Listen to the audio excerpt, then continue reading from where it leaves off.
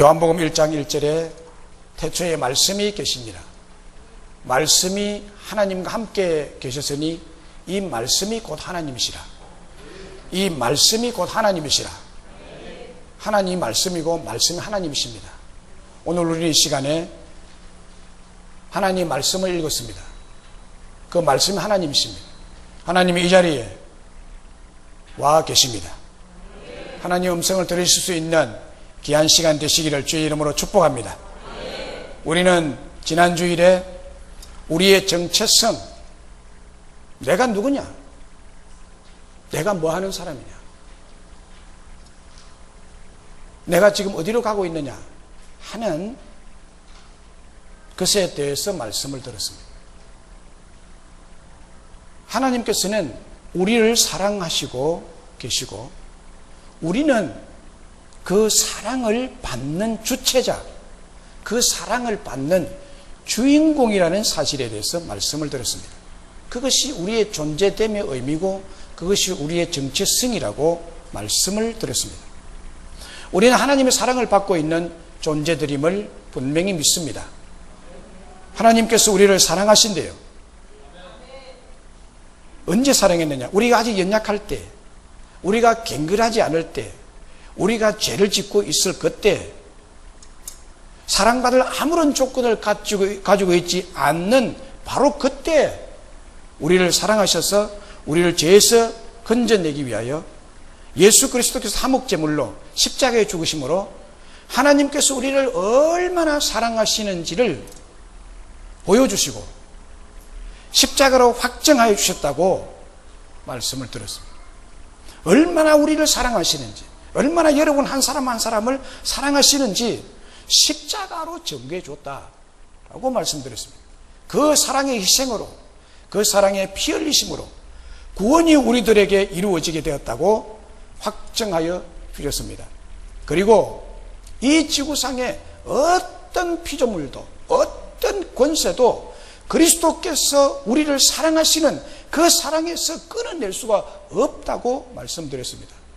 그러니까 이 자리에서 예배드리는 우리 모두는 하나님의 사랑의 피 흘리심으로 사랑을 받고 있는 특별한 존재들이라고 말씀을 드렸습니다. 이것이 저와 여러분의 정확한 정체성, 나의 나됨이라고 말씀을 드렸습니다. 오늘은 지난 주일에 이어서 지난 주일에 하나님의 사랑에 대해서 말씀을 드렸고 오늘은 하나님의 용서에 대해서 말씀을 살펴보려고 합니다. 용서에 대한 사전적 의미를 찾아보니까 이렇게 되어 있습니다. 지은 죄나 잘못에 대하여 꾸짖거나 벌을 주지 않고 너그럽게 보아주는 것이라고 용서의 정의를 내려놓았어요. 지은 죄나 잘못에 대해서 꾸짖거나 벌을 주지 않고 너그럽게 보아주는 것, 이렇게 정의를 내려놓았습니다. 하지만 예수님의 용서, 성경에서 말하는 용서, 기독교의 용서는 이런 사전적인 의미의 용서보다는 차원이 다른 한 차원 더 높은 용서를 말씀하고 있습니다. 누가복음 6장 27절로 28절에 보면 내가 이르노니 너희 원수를 사랑하며 너희를 미워하는 자를 선대하며 너희를 저주하는 자를 위하여 축복하며 너희를 모욕하는 자를 위하여 기도하라고. 이것이 예수님의 사랑이요, 이것이 기독교의 사랑이요, 이것이 성경에 나타난 용서라는 것. 성경에 나타난 사랑, 용서, 예수님의 용서라는 것입니다.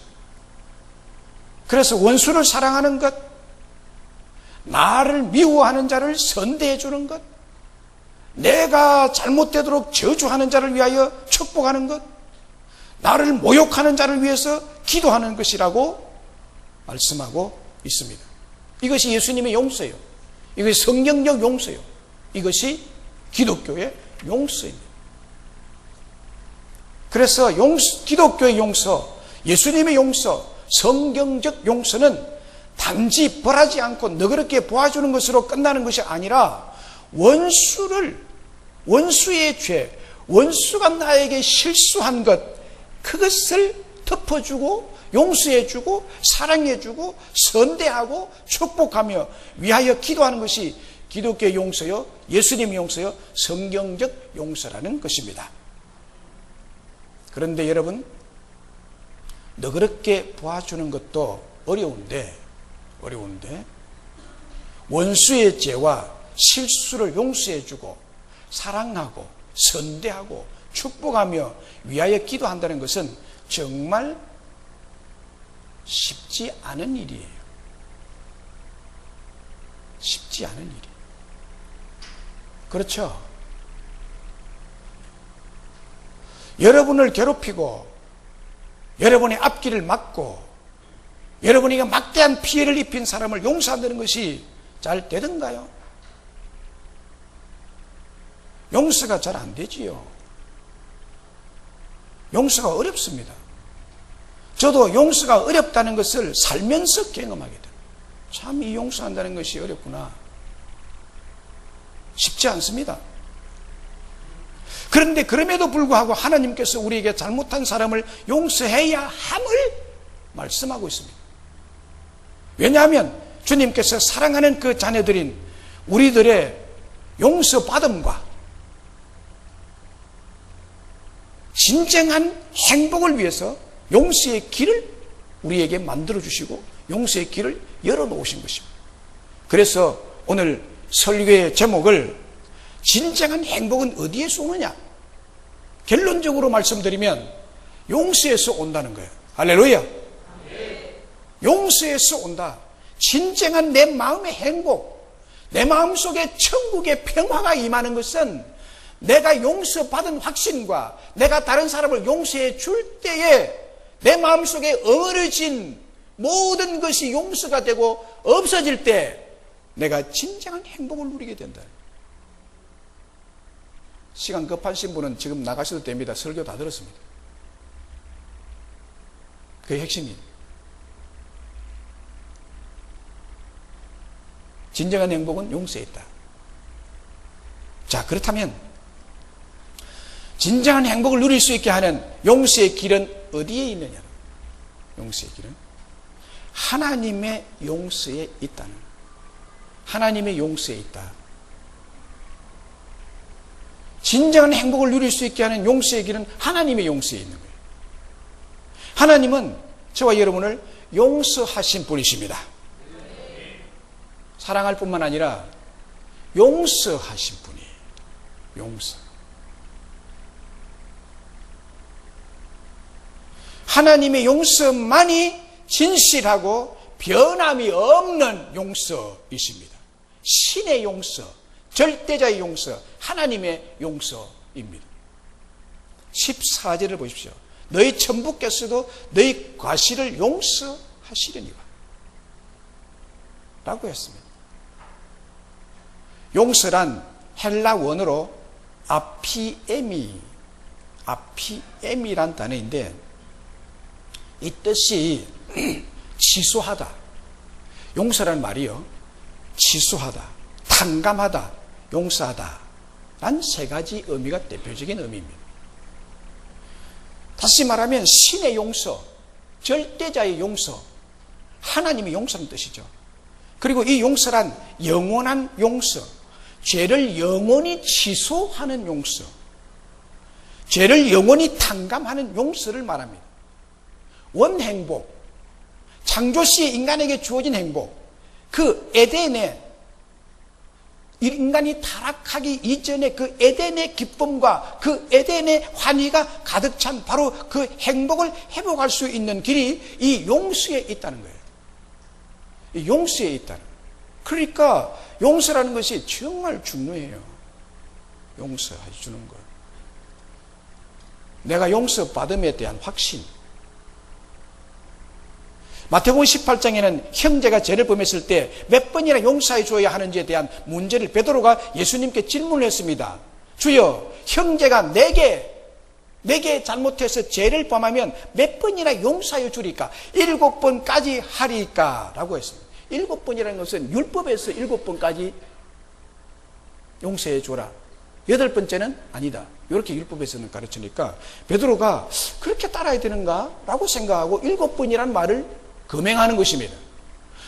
형제가 나에게 죄를 범하고 손해를 입히고 생명의 타격을 준 그 사람을 몇 번까지 용서를 해줄까요? 7번까지 하면 되겠습니까? 라고 물었습니다. 이때 예수님께서 용서의 문제를 명확하게 선을 그어주어서 말씀해 주고 있습니다. 예수께서 이르시되 네게 이르노니 7번뿐 아니라 7번을 7번까지라도 할지니라. 7번을 7번까지라도 할지니라. 할렐루야. 이것은 계산상 몇 번이죠? 490번. 그러면 491번째는 안 돼 라고 해가지고 그냥 강하게 그냥 벌을 내려도 되는 얘기냐? 그 얘기가 아니에요. 이것은 무슨 얘기인가 하면 무한히 용서해라. 할렐루야. 무한히 용서해. 이것은 하나님의 용서를 의미합니다. 네가 무한히 용서해라는 말보다도 여기의 핵심은 예수님이 베드로 너를 용서한 것이 490번뿐만 아니라 무한히 너를 용서한 사랑이 나에게 있는 거야. 내 용서는 그런 용서야 라고 가르친 거예요. 하나님의 용서예요. 하나님의 용서는 무한한 용서다. 무한한 용서다. 그러므로 네가 이 용서를 아느냐? 이 하나님 용서를 아느냐? 그러면 너도 이렇게 너에게 죄 지은 사람에 대해서 7번이 아니고 490번이 아니고 무한히 허물을 덮어주고 용서해 줘야 될 것이 아닌가? 이 말씀이죠. 누가복음 7장 36절 이하에 보면 예수님의 무한히 죄 용서하심과 죄 용서의 감격을 기록해 주고 있습니다. 어느 날 당시 유대사회에서 아주 흔한 이름인 시몬이라는 바리새인이 자기 집으로 예수님을 초대했습니다. 좀 특이한 일이니까 기록이 되어 있는데 바리새인이 예수님을 초청해서 음식을 대접하는 일은 이 시몬이라는 사람이 한번 한 사건이 성경에 기록되어 있어요. 예수님이 바리새인과 식사를 하는 동안에 초대받지 않은 불청객인 한 여인이 그 본문에 등장합니다. 이 여인은 이름도 없이 단지 그 동네에 죄를 지은 한 여자라고만 소개되어 있는 이 여인이 예수님께 나온 것입니다. 이 바리새인 시몬이 초청하지 않은 여인입니다. 불청객이죠.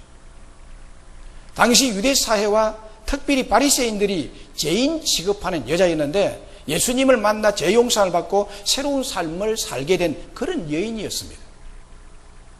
죄를 지은 한 여자라고 기록된 것을 보면 이 여자는 공공연하게 죄인인 취급을 받는 여자입니다. 멸시천대받습니다. 돌을 던져야만 될 그런 여자입니다. 동네에서 따돌림 당한 여자였습니다. 그런데 그 크고 많은 죄 용서함과 죄 사함을 받게 된 이 여인은 예수님의 그 큰 사랑하심에, 그 큰 용서하심에 감격과 환희와 행복감이 충만하게 되어서 그런 삶을 살게 된 여자입니다. 그래서 어떻게 하면 죄를 벗겨주시고 용서와 사함의 감격과 환희와 행복감에 보답할까 하는 마음으로 손에 값비싼 향유 옥합을 들고 와서 예수님의 뒤로 갔습니다. 그곳에 모인 사람들에 대해서 아랑곳하지 아니하고 그는 예수님의 발 앞에 엎드려서 울기를 시작합니다. 통곡을 합니다. 죄 용서함을 통해 모든 것에서 자유함과 기쁨이 그 여인의 눈에서 눈물이 홍수처럼 쏟아 나오게 했던 것입니다. 사실 교만하고 도도한 바리새인의 집에 찾아온다는 것 자체가 이 여인에게는 엄청나게 어려운 일이었습니다. 그러나 마음속 깊은 내면에서 솟아오르는 죄 용서의 은혜와 죄 사함의 용서가 그녀의 발걸음을 막지 못했고 결국 향유 옥합을 들고 와서 예수님 발에 붓고 그녀의 눈에서 떨어진 눈물로 발을 씻고 그녀의 머리털로 발을 닦아 드렸습니다. 여기에 성경에 보면 바리새인은 예수님을 초청해놓고 물도 입맞춤도 기름도 준비 안 했지만은 이 죄 많은 여인은 죄 용서를 받은 은혜와 사랑에 대한 감격의 눈물과 향유와 머리털과 발에 입을 맞춤이 있었습니다. 여인이, 그것도 죄 많은 여인이 공개석상에서 머리를 푼다는 것. 그리고 자기 남편이 아닌 다른 남성의 발을 씻겨준다는 것. 거기에다가 그 다른 남성의 발에다가 입을 맞춘다는 것. 그리고 그 발에다가 비싼 향유를 다 쏟아 부어드리는 이 행동 모두가 당시로서는 파격적이고 당혹스럽고 충격적인 사건이었습니다. 그럼에도 불구하고 이 여인은 바리새인의 집에서 공개적인 장소에서 용감하게 자신의 허물과 죄를 용서해 주신 예수님의 하늘 같은 은혜와 사랑하심에 감격하고 있는 것입니다. 누가 시켜서 이런 감격 속에서 우러나온 이런 행위를 할 수 있겠습니까? 너무나 파격적이고 당혹스럽고 충격적인 이 여인의 행동을 그대로 받아들이시는 예수님을 보고 바리새인이 이렇게 속으로 중얼거렸습니다. 이 사람이 만일 선지자라면 자기를 만지는 이 자가 누구인지 알 것인데, 어떠한 자 그 죄인인 줄 알았을 것인데 왜 이렇게 가만히 두고 있는가? 속으로 중얼거렸는데 예수님과 이 여인을 똑같이 정죄하고 있다는 것을 아시고 바리새인인 시몬에게 이렇게 질문을 했습니다. 시몬아, 빚진 자가 둘이 있는데 하나는 500데나리온, 하나는 50데나리온의 빚을 졌는데 둘 다 갚을 길이 없어서 빌려준 사람이 다 탕감해 주었을 때 두 사람 중에 누가 더 사랑하겠느냐? 자, 여러분에게 질문을 던진다면 여러분은 누가 더 탕감을 해준 사람을 사랑할까요? 누가 더 사랑할까요? 50데나리온입니까? 500데나리온입니까? 500데나리온이죠. 또 말할 필요 없잖아요. 그걸 예수님이 물은 거예요. 그때 많이 탕감받은 자가 더 사랑한다고 그 바리새인도 이 얘기를 했습니다. 여기에서 빚은 죄입니다. 죄는 빚입니다. 빚은 어떤 성격이 있죠? 반드시 갚아야 합니다. 여러분, 빚진 자가 있을 건데요, 이건 갚아야 됩니다. 빚은 안 갚으면 법정 소송이 일어납니다. 빚은 갚아야 돼요. 이 빚이 죄라는 것입니다. 죄값은 갚아야 합니다. 죄값은 갚았어야 합니다. 탕감을 받든지 갚아야 돼요. 그래야 이 빚이 없어지는 것입니다. 이 세상의 모든 사람은 죄의 빚을 지고 살아가는 채무자들입니다. 정도의 차이는 있지는 모르지만 모두 다 죄인이죠. 우리가 다 죄인이고, 그리고 죄의 빚을 갚을 수가 없는 자들입니다. 빚은 자기가 졌지만 스스로 해결할 능력이 전혀 없는 사람들입니다, 우리는. 그래서 하나님께서 이 죄의 채무를 다 갚아주시고 이 죄의 채무를 탕감해 주시고 이 죄의 채무를 용서해 주셨습니다. 이 용서는 아무런 조건이 없고 490번이 아닌 무한히 용서하시는 하나님의 사랑의 은혜로 주어진 것입니다. 할렐루야. 이 죄인인 이 여인은 빚은 자기가 졌지만 스스로 해결할 능력이 전혀 없었는데 하나님이신 예수님께서 이 죄의 채무를 다 갚아주시고 용서해 주신 은혜와 사랑을 받은 사람이 너무 감격해서 감히 올 수 없는 공개석상에서 그런 감격을 표현한 것이죠. 500데나리온의 빚을 탕감받은 자였습니다. 그렇습니다. 하나님은 놀라운 용서의 은혜를 이 여인과 같이 저와 여러분에게 베풀어 주셨음을 분명히 믿습니다. 평생 갚아도 갚지 못할 죄의 빚을 갚아 주셨습니다. 죄의 빚을 탕감해 주셨습니다. 죄의 빚을 용서해 주셨습니다. 그러면 오늘 본문에서는 이런 용서를 하나님이 해주시는데 너희는 그러면 어떻게 해야 되느냐? 용서받은 우리들은 어떻게 살아야 되느냐? 용서하며 살아야 됩니다. 할렐루야. 용서하며 살아야 될 줄로 믿습니다. 14절 15절을 다시 보시면 너희가 사람의 잘못을 용서하면 너희 하늘 아버지께서도 너희 잘못을 용서하려니와 너희가 사람의 잘못을 용서하지 아니하면 너희 아버지께서도 너희 잘못을 용서하지 아니하시리라. 너희 아버지께서도 너희 잘못을 용서하지 아니하시리라.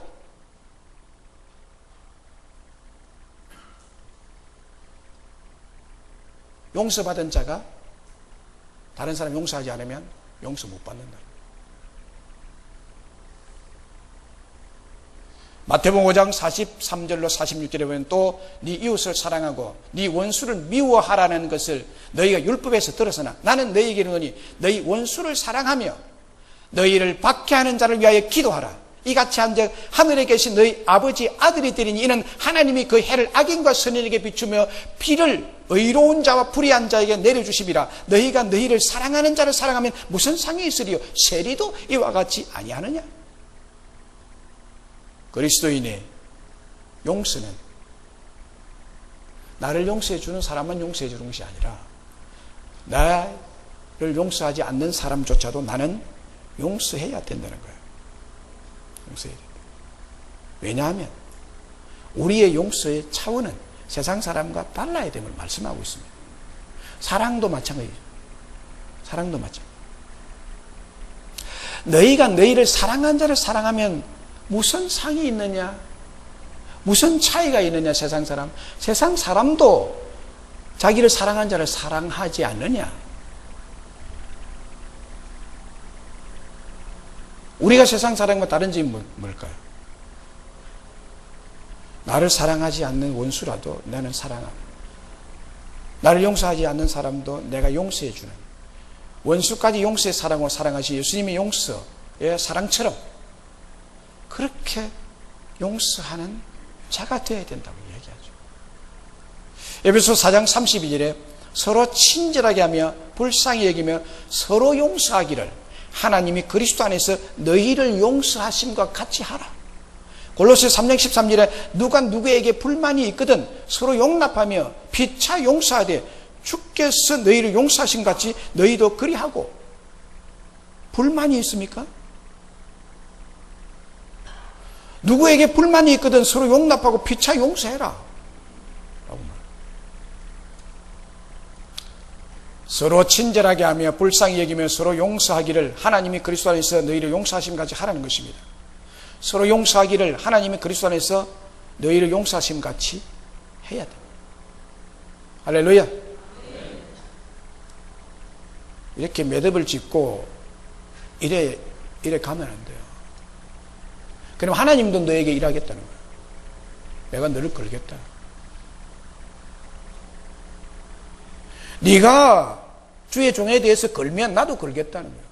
네가 옆에 있는 교인들에게 걸면 나도 걸겠다. 네 이웃에게 네도 걸면 나도 걸겠다는 거예요. 용서 안 하겠다는 겁니다. 용서 안 받으면 어떻게 되나요?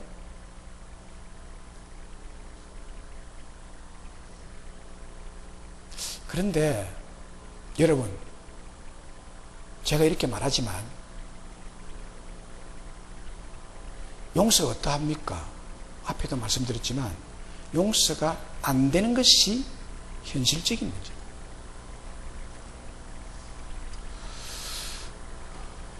주보와 방송실 일을 섬기는 우리 사랑하는 최병희 선생님이 있습니다. 지금도 저 방송실에서요 수고를 참 많이 해요.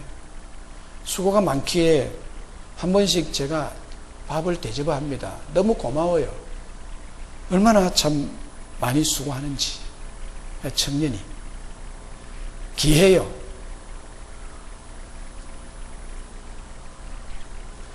그런데 혹 실수를 해요.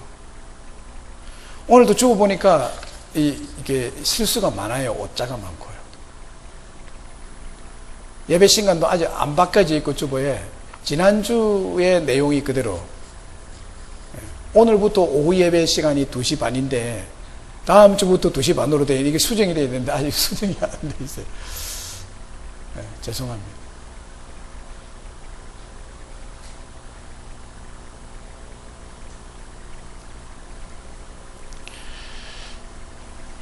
그리고 이 PPT를 띄우는 문제도요, 아주 그 신경이 얼마나 쓰이는지 몰라요. PPT 띄울 때도 실수가 있거든요, 한 번씩. 그때 제가 속이 상해요. 속이 상해요. 그런데 제 기억에 한 번도 이 문제를 가지고 문제 삼거나 나무란 적이 없습니다. 나무란 적이 없어요. 이 공적인 문서지만은 나무란 적이 없어요. 속이 상하죠. 힘들죠.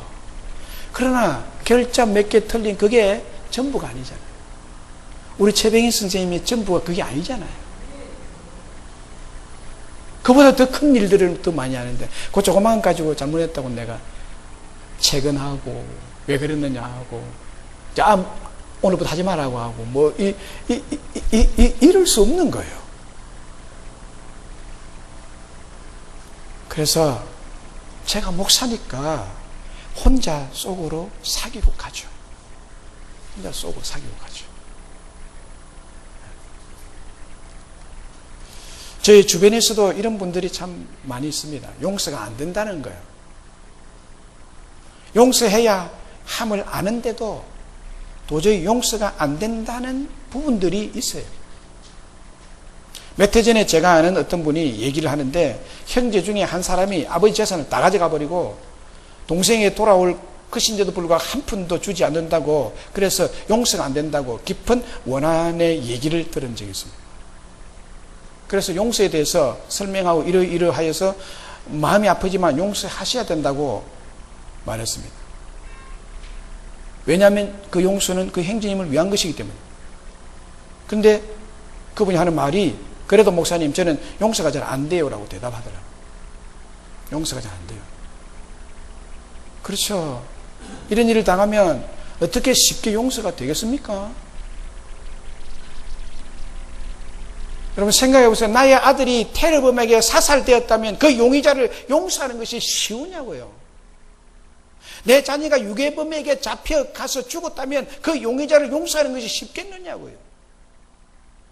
불의의 대형 화재 사고나 불의의 비행기 사고나 불의의 기차 전복 사고나 불의의 대형 선박 사고 등등은 타인의 실수나 잘못으로 자신의 생명을 잃거나 크나큰 불행을 당하는 경우 아니겠습니까? 이와 같이 우리 주변에는 자기 잘못 때문이 아니라 믿었던 사람을 통해서 혹은 알지 못하는 사람을 통해서 하루아침에 운명이 곤두박질 친 사람들이 참 많습니다. 자기 자신의 잘못이나 실수 때문에 그렇게 되었다면야 어쩔 수 없는 일이지만 다른 사람 때문에 신세나 운명이 비참해진 경우 피해를 입은 그 사람의 심정이 어떻겠습니까? 아마 자기가 사람을 쉽게 믿은 것을 두고 후회할 것이고 또 자기를 이렇게 망하게 만든 그 사람을 쉽게 용서 못할 것입니다. 마음에 원한이 쌓이겠죠. 혹 마음이 진정된 후에도 경제적인 문제가 어렵고 힘들 때마다 미움과 원망이 마음속에서 얼마나 일어나서 괴롭겠습니까? 이런 식으로 한번 망해본 사람은 다시는 아무도 믿으려고 하지 않을 뿐만 아니라 마음까지도 병드는 경우가 많습니다. 그렇게 되면 정말 비참해지는 것이죠. 생활이 어려워진 것만도 억울한데 마음도 병들고 몸까지 병들게 될 때 그는 정말 폐인이 되고 말죠. 이런 경우 모든 사람은 용서받기를 원합니다만은 누군가를 용서한다는 것이 쉬운 일이 아닙니다. 참 쉬운 일이 아닙니다. 자신의 삶의 터전을 망가뜨리고 폐인이 되게 만든 사람을 용서한다는 것은 생각보다 쉽지 않은 일입니다. 한 걸음 더 나아가 잘못을 한 사람들은 용서를 받고 싶어 하지만 실제로 용서를 받았을 때도 그 사실을 쉽게 받아들이지 못합니다. 물어봅시다. 여러분 하나님의 용서가 여러분들에 임했다고 했고 하나님은 여러분들을 무한히 용서하고 그 용서의 대가를 십자가에 지불했다고 분명히 말씀드렸는데 이 하나님의 용서가 마음에 받아들여지십니까? 받아들여지십니까? 정말 주님이 내 모든 죄를 다 용서해 주셨다는 확신이 드십니까? 이 확신을 하시기를 주의 이름으로 축원합니다. 그렇다면 용서해라. 어떻게 하여 용서가 안 되느냐? 용서해라. 용서. 그래서 이 세상 가운데는 진정한 용서가 존재하지 않습니다. 진정한 용서. 원래 인간은 행복을 위해 창조되었습니다. 하나님 우리를 창조할 때 행복한 삶을 계획하고 진정한 행복을 누리도록 그렇게 세상을 정복하고 다스리고 그렇게 살도록 창조되었는데, 이 세상 가운데 진정한 용서가 존재하지 않기 때문에 불행한 삶의 영속이 되는 것입니다. 그런데 원행복, 원조 행복, 창조시 인간에게 주어진 행복, 에덴의 기쁨과 환희가 가득한 바로 그 행복을 회복할 수 있는 길은 예수 그리스도께서 우리를 용서하신 것처럼 용서하는 것입니다. 할렐루야. 진정한 토브, 진정한 샬롬, 진정한 에이레인의 진정한 행복은 그 범죄하기 이전에 에덴 동산의 환희, 그 하늘의 충만한 평화, 이것이 내 속에 회복되는 것은 내가 용서받고 내가 용서를 할 때 임하는 것입니다. 그 용서의 길, 용서의 방법이 스가랴서 4장 6절에 제시되어 있습니다. 스가랴서 4장 6절에 만군의 여호와께서 말씀하시되 이는 힘으로 되지 아니하며 능으로 되지 아니하고 오직 나의 영으로 되느니라. 오직 나의 성령으로 되느니라. 할렐루야. 나의 원수를 용서하는 것은 나의 힘으로 되지 아니합니다. 나의 능력으로 되지 아니합니다. 나의 의지로 되지 아니합니다. 용서해야 된다는 지식으로 되지 아니하고 오직 하나님의 영, 오직 성령으로 이것이 가능하다라고 말씀합니다. 오직 성령으로 용서해주고 내 마음 가운데 하늘의 평화를, 하늘의 환희를 회복할 수가 있다고 말씀하고 있습니다. 그렇습니다. 용서는 나의 힘이 아니라 성령의 은혜와 하나님의 은혜로 되는 것입니다. 그러므로 용서할 수 있도록 그 어려운, 그 힘든 용서를 할 수 있도록, 원수까지 용서할 수 있도록 기도하셔야 됩니다. 기도하셔야 됩니다. 내 힘으로 용서가 안 될 때 기도가 필요한 것입니다. 내 힘으로 용서를 할 수 없을 때 하나님께 기도는 할 수 있잖아요. 미움이 밀려올 때, 미움의 덩어리가 내 가슴을 짓누를 때 우리는 기도의 자리에 나와야 될 줄로 믿습니다. 어떻게 기도해야 되느냐? 주님, 나는 그를 용서할 수 없습니다. 하나님이 나를 용서하신 것처럼 저 또한 용서할 수 있는 마음을 이 시간 주시옵소서. 하나님이 내 마음에 용서를 주시옵소서. 내 마음에 용서의 마음, 긍휼의 마음을 충만히 허락하여 주옵시고 예수님 같은 용서의 마음, 스데반 같은 용서의 마음을 주시옵소서. 그를 축복해 주시옵소서라고 이렇게 기도할 때 성령이 내 마음을 움직이고 성령의 능력이 여러분의 마음을 회복하게 했을 줄로 믿습니다. 그에 대한 긍휼의 마음을 가지고 용서의 마음을 열어주실 줄로 믿습니다. 하나님은 신비하신 분이에요. 기도하면 용서가 됩니다. 용서의 성령이 내 마음을 지배하기 때문입니다. 누가복음 23장 34절에 이에 예수께서 이르시되 아버지 저들을 사하여 주옵소서. 자기들이 하는 것을 알지 못함이니이다. 이 말은 십자가 위에서 피가 흐르고 엄청난 고통이 예수님의 온 육체와 정신과 심령을 사로잡았을 때 그를 죽이는 원수를 향하여 아버지 저들을 용서하여 주옵소서. 아버지 저들을 용서하여 주옵소서. 자기들이 하는 것을 알지 못합니다. 이렇게 용서해 달라고 아버지께 기도하셨죠. 사도행전 7장에 보면 스데반 집사님의 순교 장면이 나타납니다. 그런데 놀라운 사실은 스데반이 유대인들로부터 돌에 맞아 순교하면서도 돌을 던지는 자들을 향하여 이를 갈지 않고 오히려 용서하고 있다는 사실입니다. 사도행전 7장 59절 60절에 그들이 돌로 스데반을 치니 스데반이 부르짖으되 주 예수여 내 영혼을 받으시옵소서 하고 무릎을 꿇고 크게 불러 이르되 주여 이 죄를 저들에게 돌리지 마옵소서 이 말을 하고 자니라. 주여 이 죄를 저들에게 돌리지 마옵소서. 저들을 용서하여 주옵소서. 그렇게 기도했죠. 그리고 숨을 굳었습니다. 스데반 집사님의 용서의 기도. 여러분, 큰 일은 돌멩이를 들고 스데반을 향하여 이를 갈면서 유대인들이 사정없이 스데반은 그냥 서 있으면 여기서 돌멩이가 와가지고 머리를 탁 치고 눈에도 맞고 귀에도 맞고 콧등어리도 맞고 만신창에다 피를 흘리면서, 그래서 그 돌에 맞아서 죽었죠. 죽기 직전에 그의 기도, 스데반이 부르짖어 이르되 주 예수여 내 영혼을 받으시고 무릎을 꿇고 불러 이르되 주여 이 죄를 저들에게 돌리지 마옵소서. 어떻게 해서 스데반 집사는 자신을 향해 돌을 던지는 원수들을 향해 저주하지 아니하고 용서할 수 있었을까요? 그것은 하나님 앞에 자신이 죄사함의 축복과 놀라운 용서의 축복을 받은 사실을 믿고 깨달았기 때문이죠. 그리고 그 순간 십자가에서 원수의 죄를 사하여 달라고 기도하신 예수님을 생각하며 그를 볼 수 있었기 때문에 원수들의 죄를 용서해 달라고 기도할 수가 있었던 줄로 믿습니다. 손양은 목사님의 용서는 유명한 용서죠. 그의 두 아들 동인이와 동신이 죽인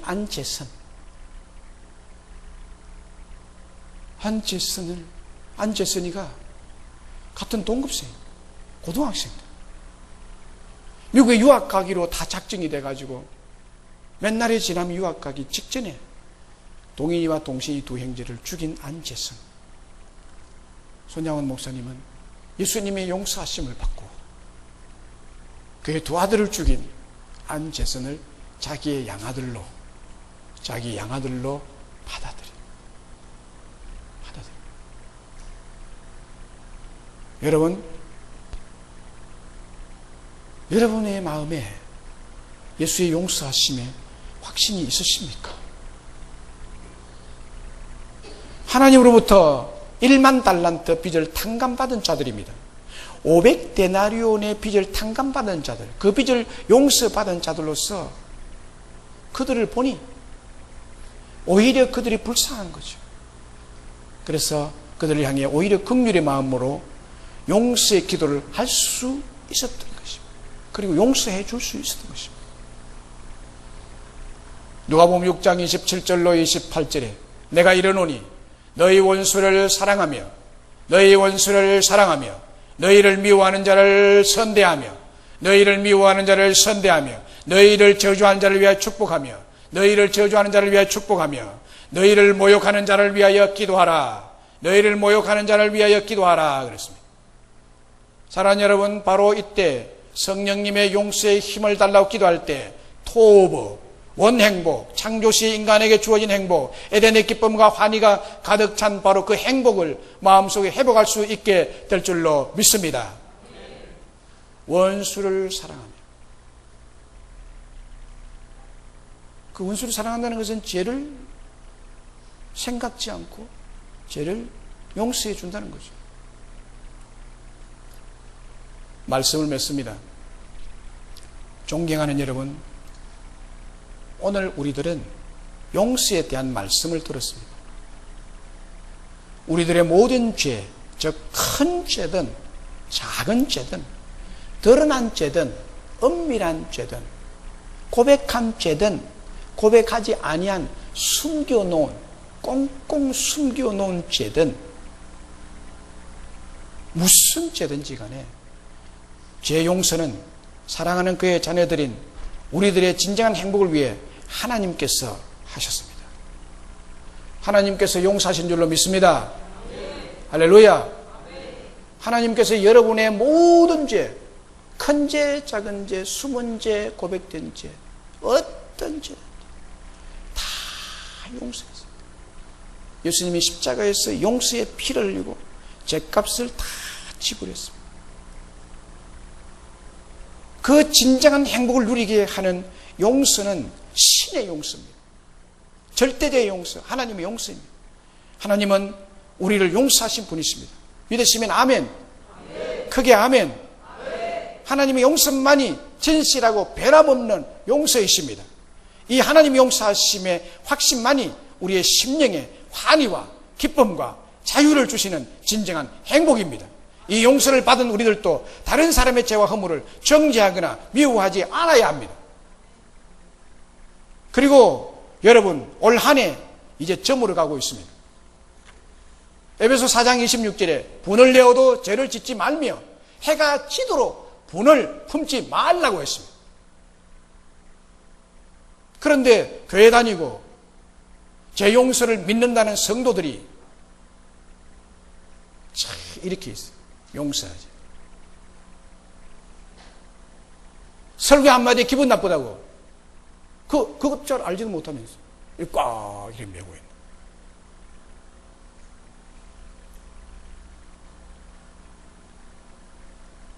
미움을 품은 채 하루는 고사하고 해를 넘기는 분들이 얼마나 많은지. 무엇이 그리 분합니까?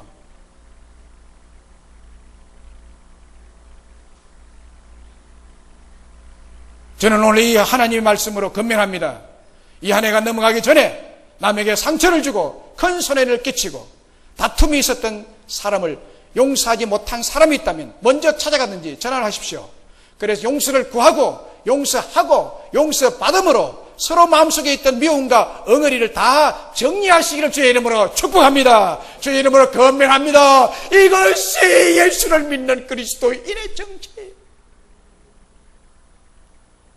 이것이 예수를 믿는 사람의 행복이에요.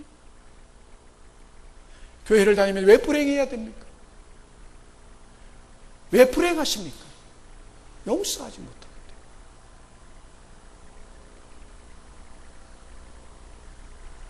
주님께서 주시는 용서의 기쁨과 자유와 행복의 축복을 누리시는 여러분 다 되시기를 주의 이름으로 축복합니다. 축복합니다. 동영상 하나 보겠습니다.